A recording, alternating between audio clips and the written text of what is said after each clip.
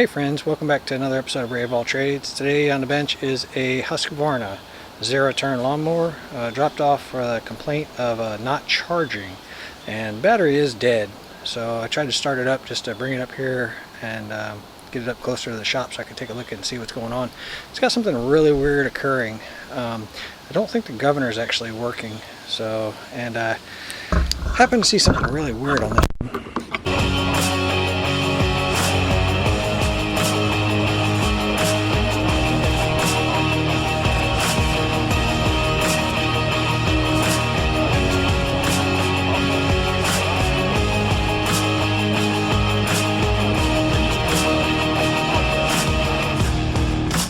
So I noticed that somebody has pinned an extra spring down here to hold this governor arm down. So basically the governor's down here. It runs a linkage, and it normally would have a spring back here, and it does. But somebody's added a secondary spring here. Let me show you what it's actually doing, and then let's take a look and see if this governor arm is actually moving. Like I said, this right here is the governor, so I would expect to see this arm move, which would be this arm right here. There's no way it's going to move. There's no way that it's going to overcome this spring, and I'll show you what it's doing.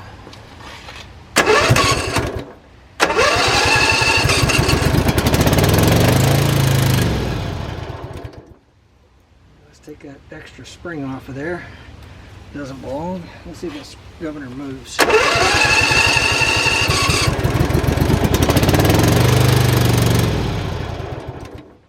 Well, the governor actually is moving. I'll tell you what, why don't we try to set the governor where it's supposed to be. What you do is maximum throttle. We're going to loosen this bolt. We're going to turn this clockwise as far as it can possibly go, and then tighten it back down. Anytime somebody starts modifying things like the governor or things like that, that's the first thing I usually want to try to put back to normal. It is nice to see that the governor is actually trying to do something.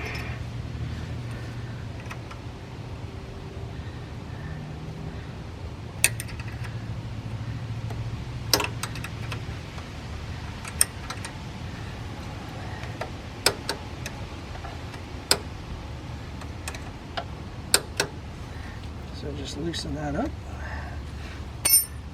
Take a pair of pliers. Like I said, the throttle's all the way up, so it felt like it was actually pretty close to where it belonged.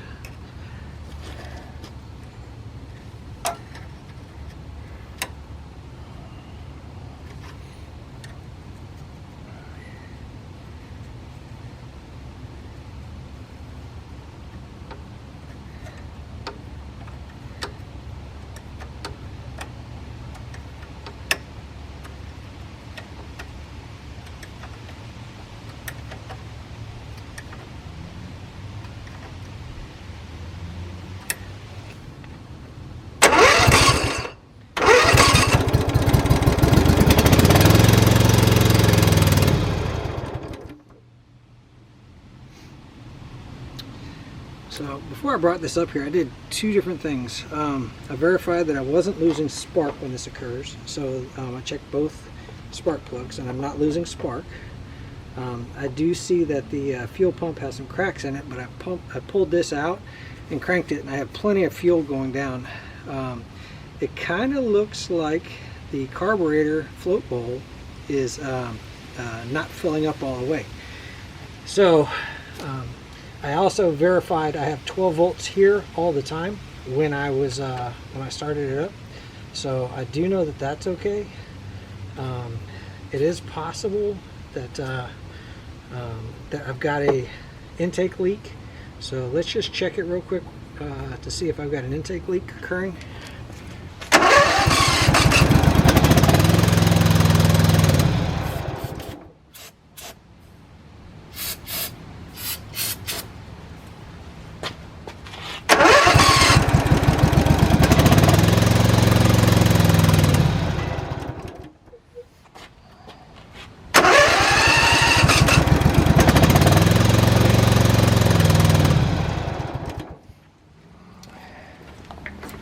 shuts down almost immediately. And like I said, spark's not the issue. So I know it's not like a low oil pressure sensor or anything like that. I really want to take this carburetor off and see what's going on. So let's do that first.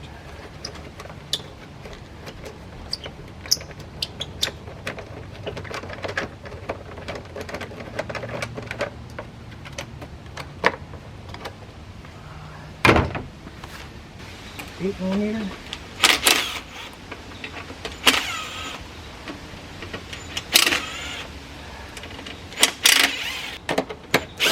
Couple 8mm here.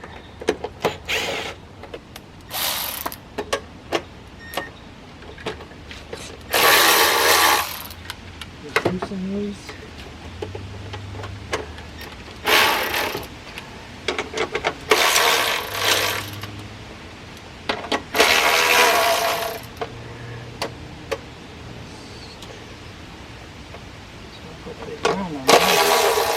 That's not long to find yet.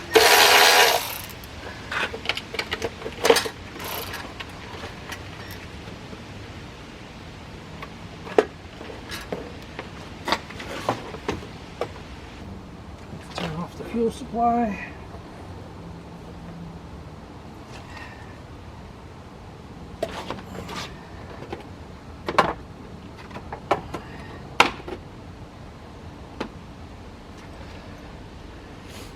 Disconnect the spring for the throttle.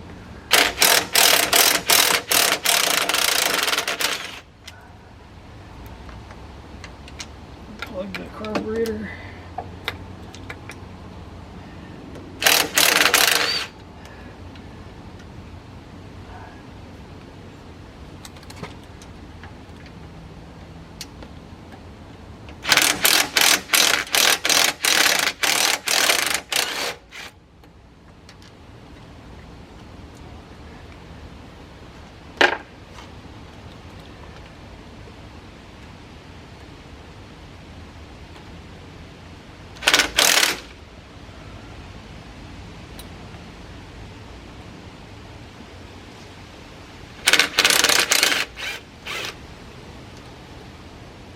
There's 4 bolts. Just pull the choke arm out of that plastic holder.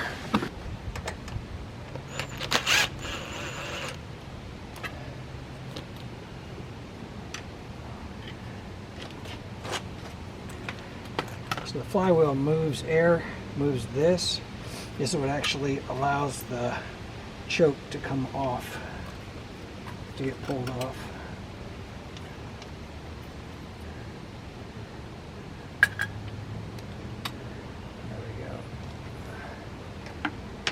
Back up in there, so I remember to put them back on.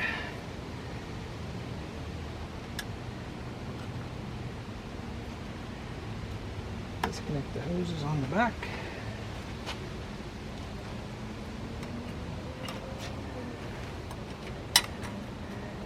Should be able to pull this linkage up from underneath, and one more hose fitting on the back of here. Pull this hose off of here.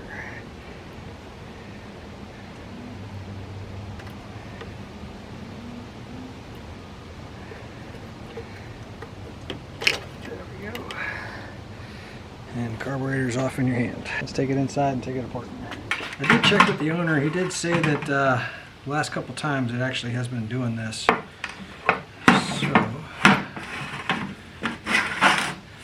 just going to go straight for the carburetor. If you wanted to change the carburetor, you'd have to take out these 4 nuts right here, and then use a inverted Torx to pull the studs out if you needed to. But anyway, take those off, pull off this. You're going to have to take out those inverted Torx, slide those bolts out, slide the carburetor off, and then just reverse order for putting it back together. Just make sure that the fuel shutoff is up in the right place. So let's see if we can get these out.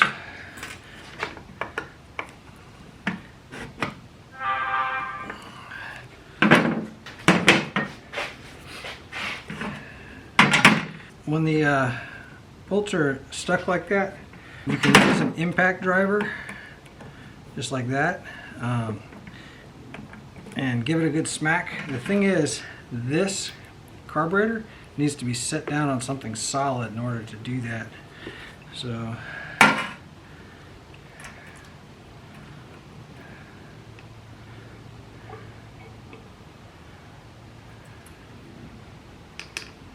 plenty of gas in the carburetor. So set it down on something like that. Gonna give it a couple of smacks.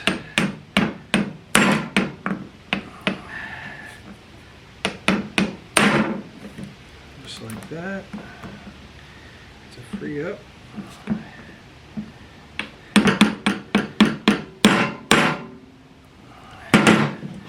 Usually doesn't take too much. Those impact drivers are worth their weight in gold.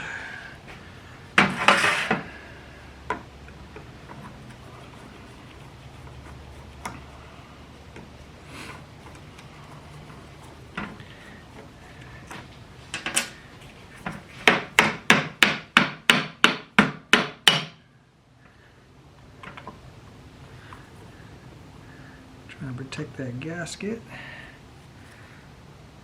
Alright, so that's not in terrible shape.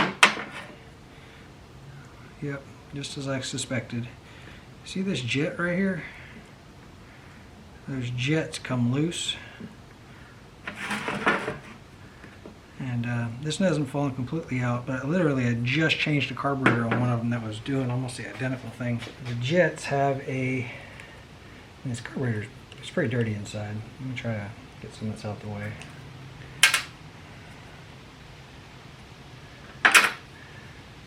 These jets have a little O-ring.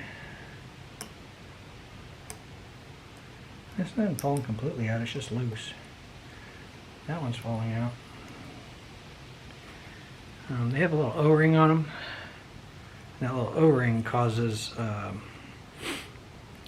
it to, or the ethanol actually wears out this little O-ring and allows these jets to come loose, and it changes the mixture really bad. So they're not holding in there very well. So the jets were probably bouncing around, allowing it to start, and then just dumping too much gas as opposed to metering it.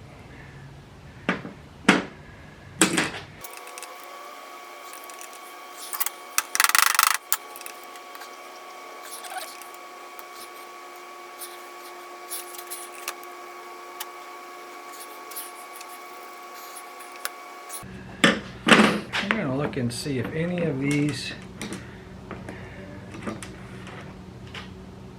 the screws have bonded themselves to this body really good. I'm having a heck of a time getting them out of there. So if I have this size O-ring, we're just going to change the O-ring.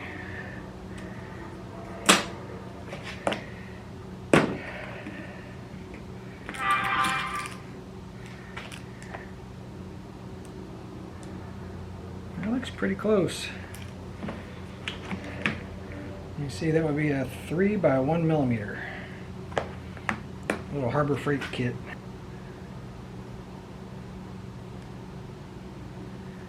Oh yeah, it just fell apart.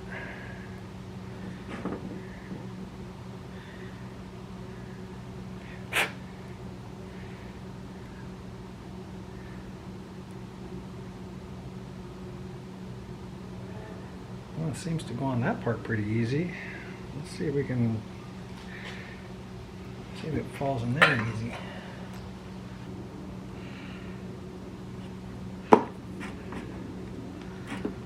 Let's give it just a little bit of lubrication.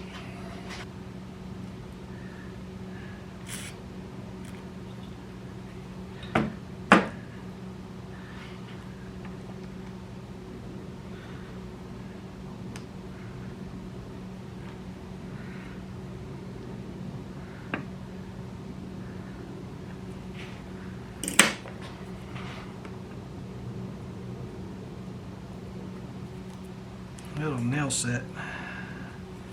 I can keep it centered. Nope. It just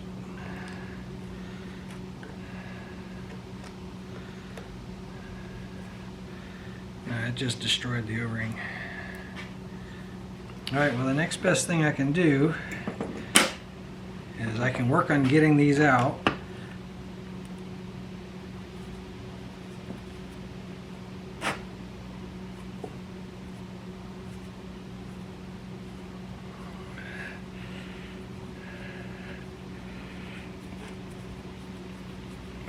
Oh, that one actually came out.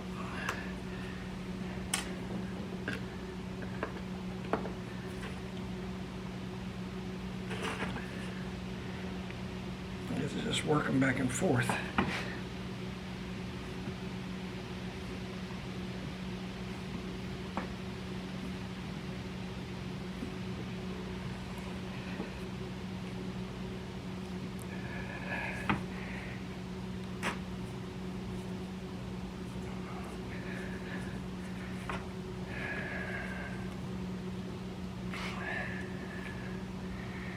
There we go.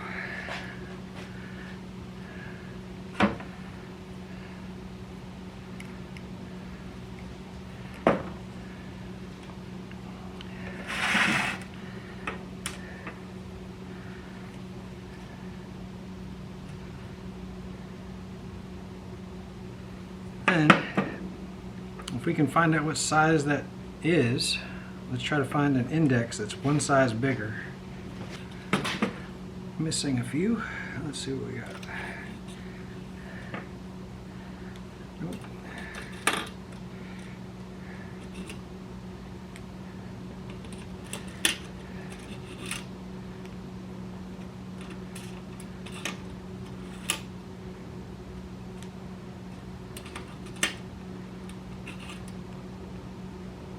Okay. On a drill index, size 22 is the appropriate size, or that's the size it already has.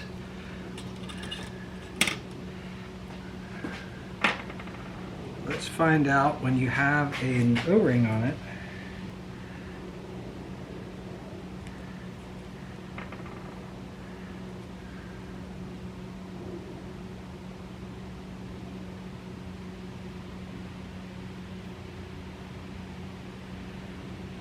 Go with a larger area so I don't smash it.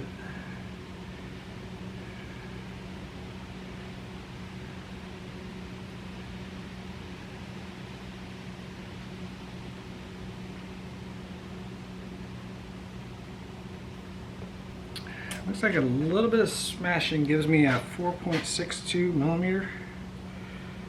Let's see, what was a 22? Okay. A size 20. Nope, still too loose. How about a 17? 17 appears to be 4.62. Battery dies always at the wrong time. I think I was at 4.62, wasn't I? This one measures 4.31 millimeter. So we know it's slightly larger than what's there. I don't have to go very deep on it.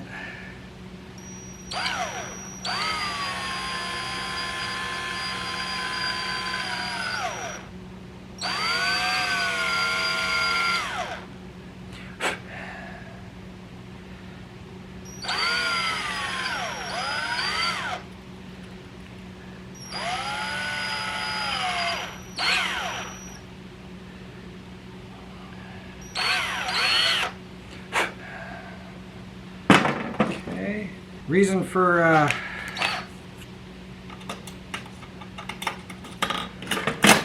taking this out was I don't want any of this plastic ending up down inside there.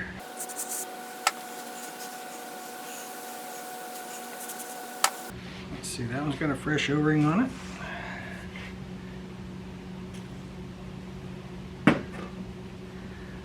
Let's see if we can stuff that in there, see if it'll hold.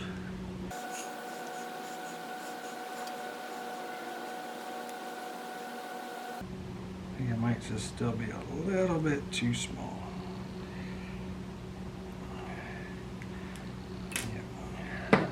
Try to go one size bigger. I've got two sizes bigger.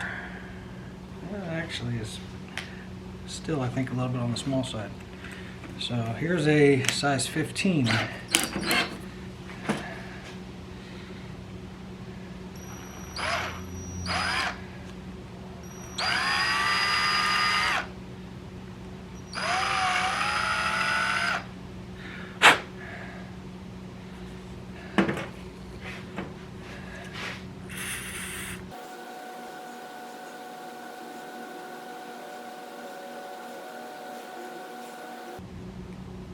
Still just a little bit too tight. It's really close. Let's go with a 14.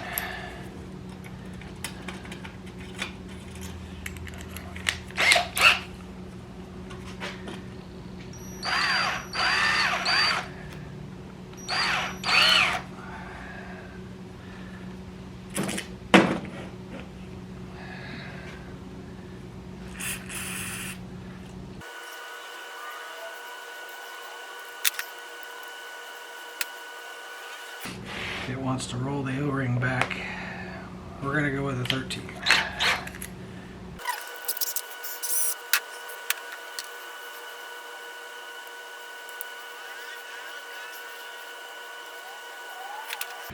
It went in. It fought me. I'd like to see if it destroyed the O-ring in the process.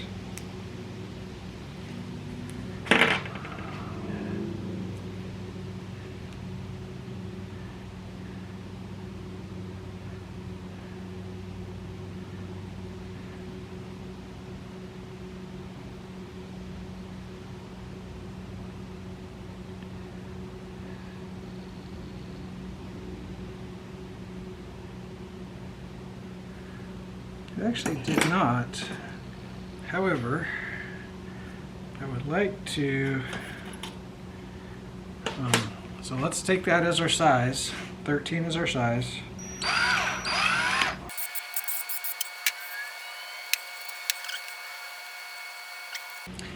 And then, so 13 is our size. All I want to do is give it a chamfer at the very top. Just pick a little bit larger size. I'm going to put the drill in reverse.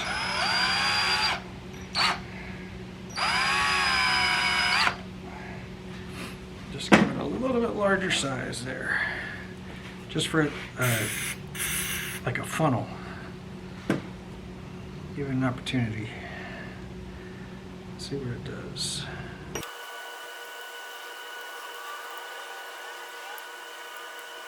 I can see what's occurring. It's like that. It's like that 13 is still too big. Excuse me, too small.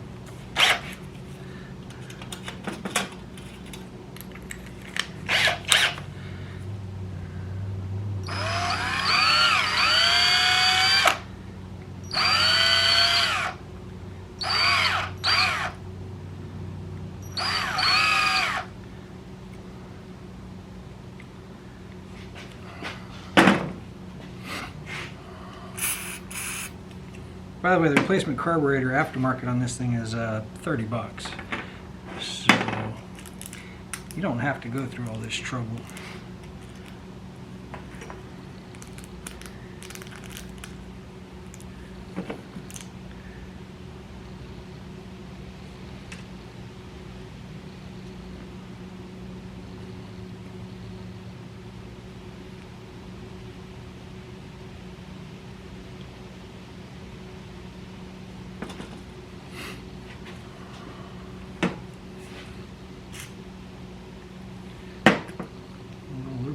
On there.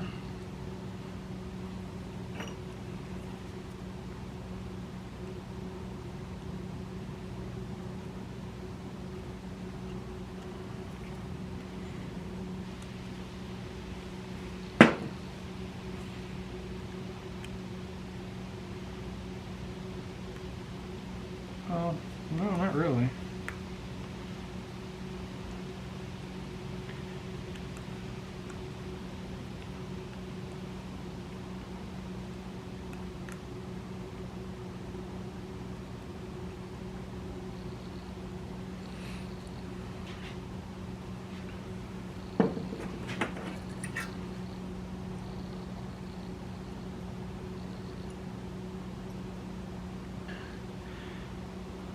Feels a little bit loose in there, but it's not falling out and it's seated in there pretty good.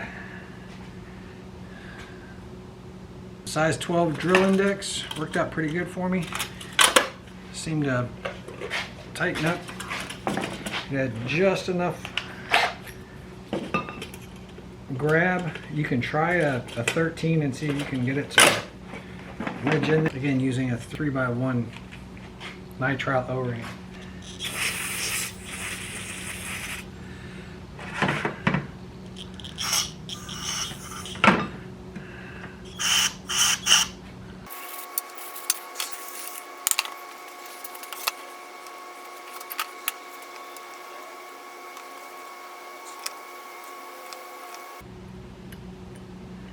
You do want to make sure that this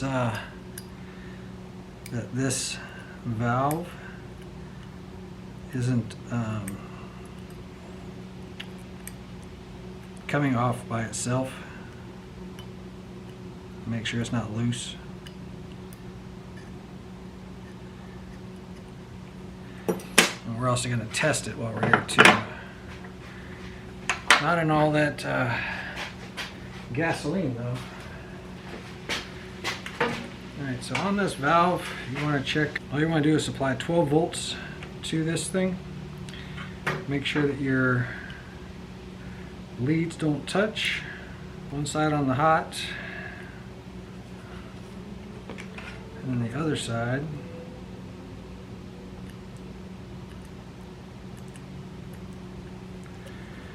Actually sounds a little bit weak.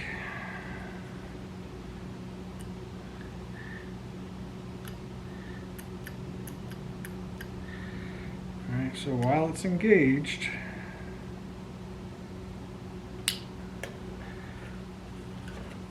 we want to check and see if that end of that cylinder comes off. So I'm going to stick something in there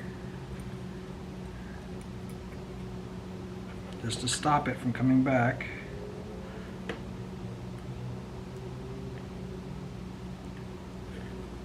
Yep. And it doesn't pop off the end.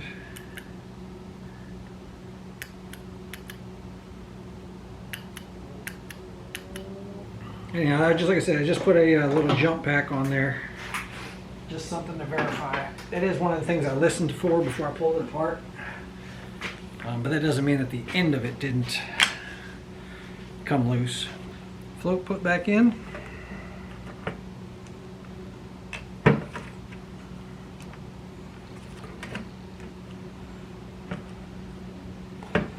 Just like that.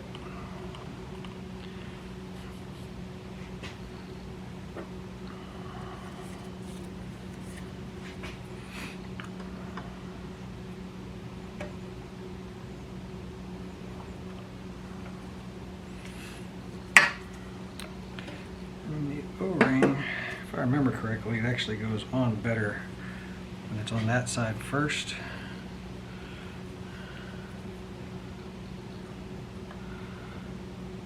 There we go.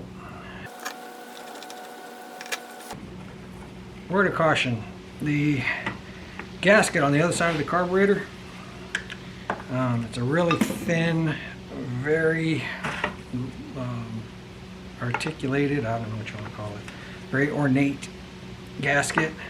If you hit it with carb cleaner, it's going to expand. So make sure that you remove that gasket, keep it in a dry location before you do that. So the only other thing I would like to try is put a piece of hose on there and see if that float's actually working. Let's get a clean piece of hose. Now with it sitting like this, the fluid hasn't filled up and shut off the choke, and it blows through with no problem. Upside down, the float should have sealed. Yep. So it's working for air anyway. Let's put this back together. I'm going to seal up these gaskets on the intake. because I don't have replacements. And I do want to make sure I don't have an intake leak there. All right, let's see the choke. The choke just snaps in. It was this throttle linkage that was a little bit of a chore, so let's get that on.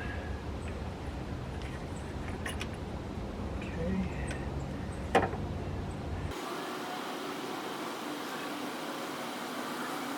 A little bit of 1184. I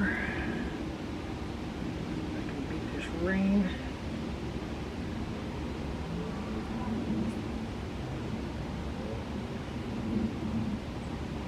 Make no mistakes in the process.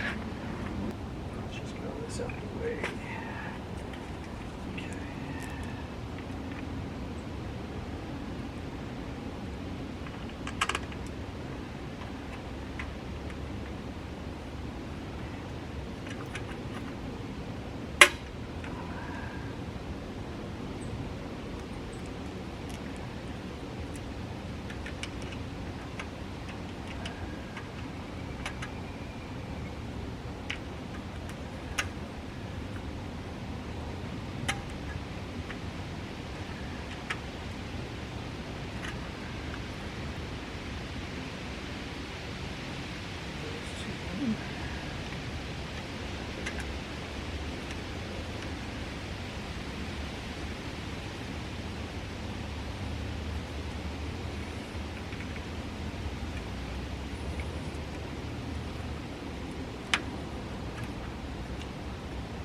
I hope I just didn't lose all you guys.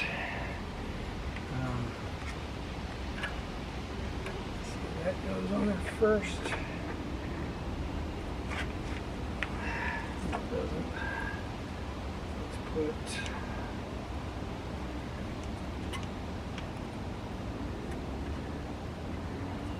that goes on first. And then this drop on there. Drop this spring down into that air vein. This spring down into that air vein.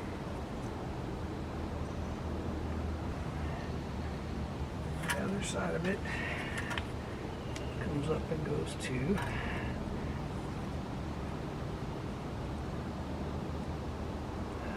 connection right there.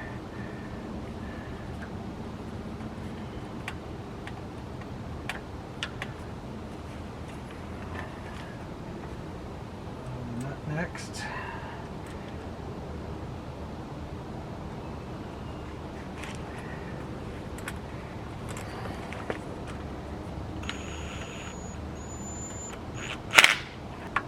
That hose.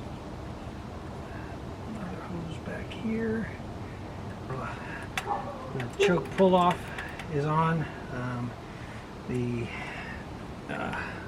lever for the choke is there. The governor linkage is there.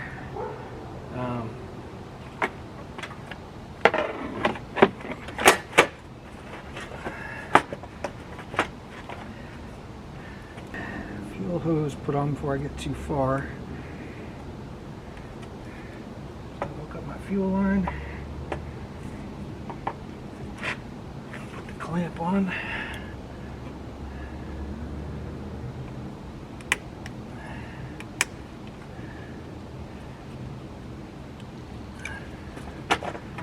okay.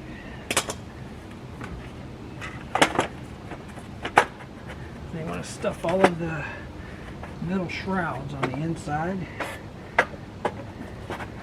I noticed not all of them were.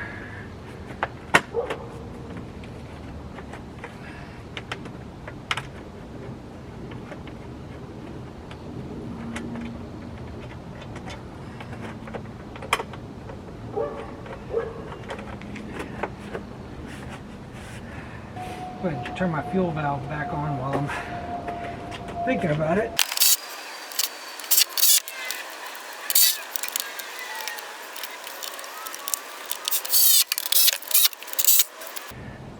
Hook up my fuel pump. That's the driver for the fuel pump. I think I'm about to get rained on.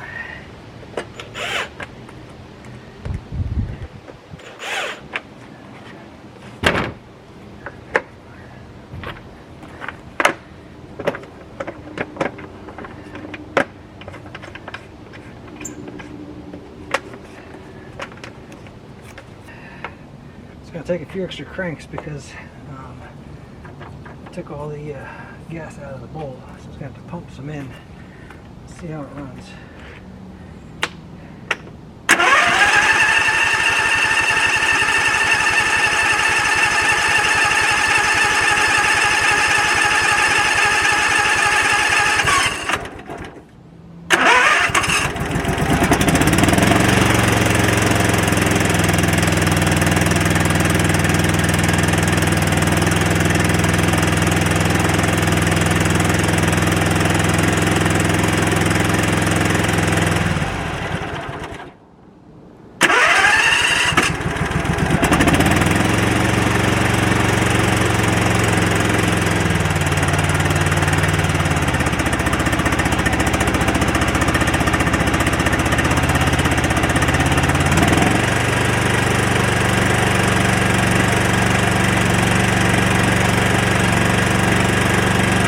Two identical problems back to back within a week of each other. Husqvarna, well actually it's a Briggs 24 horsepower. Saw that one time before, so I replaced the carburetor on the first one. This one I just wanted to see if I could get by with trying to make something work. If you got a drill index and a nitrile O-ring set and you just want to give it a try, worked out pretty good. That mower's got a lot of work left for it. I've got to sharpen blades, find out why it's not charging, all the normal items, and do some adjustments and whatnot. So that's more videos to come. Thanks for hanging out with me, guys. Hope you got something out of it. If you did, I really appreciate a thumbs up, subscribe. It helps the channel tremendously. Share the video with anybody that you think would could use it, and I'll catch you guys on the next one.